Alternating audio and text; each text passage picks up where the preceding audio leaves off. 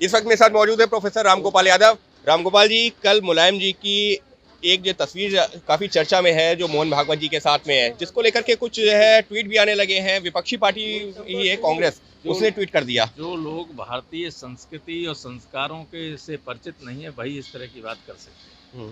सारे लोग सामाजिक कार्यक्रमों में एक साथ जाते हैं। क्या कांग्रेस के लोग वहाँ नहीं गए? जी। क्या कांग्रेस के लोगों ने भागवत साहब से मिलकर उनसे नमस्ते नहीं किया?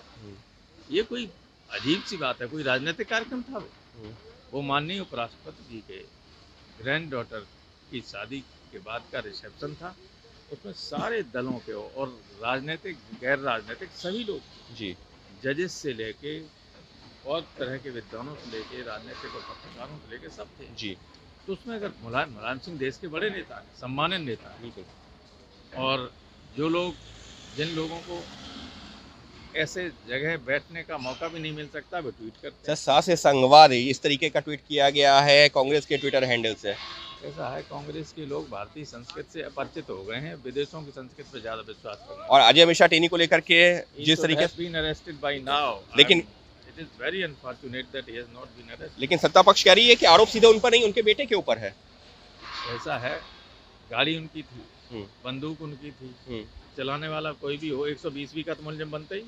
अजय मिश्रा टेनी को तक सरकार बचा रही है, लगातार वो आरोप लगा रहे हैं कि बचाने का सवाल कहाँ है? अजय मिश्रा पर कोई आरोप है क्या? जो आरोप था उनके बेटे पर था और वो जेल के अंदर है। कानून अपना काम करेगा, लेकिन केवल किसी का बेटा या भाई अगर किसी घटना में अगर संलिप्त पाया भी जाता है तो क्या उसके लिए वो मंत्री या कोई व्यक्ति जिम्मेवार होगा? तो इसलिए देखिए, हम लोग तो हर मुद्दे पर बहस करने के लिए तैयार हैं। आज भी लोकसभा में महंगाई के मुद्दे पर नोटिस है, 3 दिन से लगातार नोटिस का उल्लेख किया जा रहा है, लेकिन ये लोग भाग खड़े होते हैं। ये उस पर चर्चा के लिए तैयार नहीं है। ओमिक्रॉन पर चर्चा हुई, उस पर भाग लेने के तैयार नहीं थे।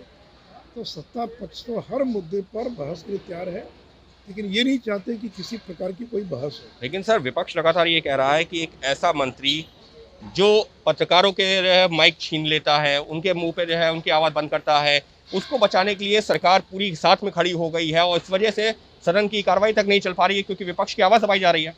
देखिए, अगर कोई इस तरह की घटना घटी है तो दुर्भाग्यपूर्ण है, लेकिन क्या इसी आधार पर किसी मंत्री को बर्खास्त किया जा सकता है क्या, या किया जाना चाहिए क्या? देखिए, यूपी का चुनाव सामने है जी, इसलिए ये अजय मिश्रा को मुद्दा बना रहे हैं। और देखिए, तो सुप्रीम कोर्ट की मॉनिटरिंग के अंदर पूरी कार्रवाई हो रही है। 2-2, 3-3 IPS ऑफिसर को SIT के अंदर डाला गया है जी। उनको इंतजार करना चाहिए सारी चीज़ों का। प्रियंका जी, आप लोग तो कार्रवाई की मांग कर रहे हैं, लेकिन फिलहाल टेनी तो कहीं नजर आ रहे हैं क्या? तो आप समझ सकते हैं कि केंद्र सरकार कितनी सीरियस है कि सरकार अच्छे से चले और जो उनके मंत्री हैं अपनी जिम्मेदारी निभाएं।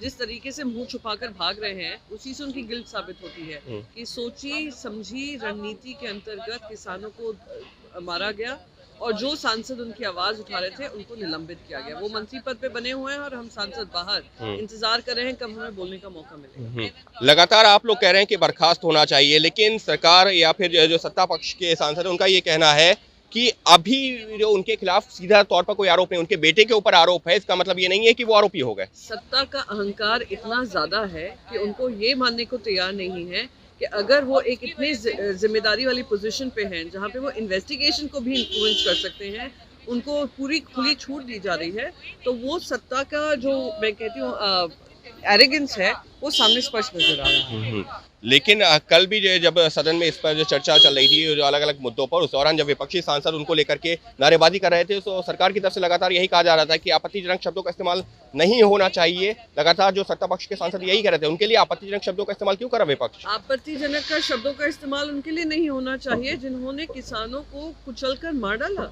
जहां SIT रिपोर्ट ने बाकायदा बताया है ये प्री प्लान कॉन्स्पिरेसी थी।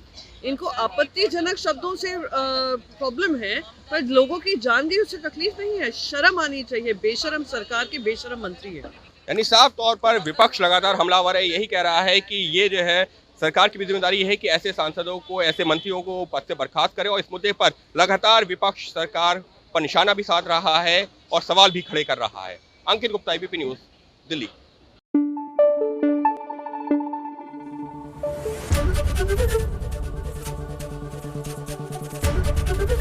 ABP न्यूज़ आपको रखे आगे।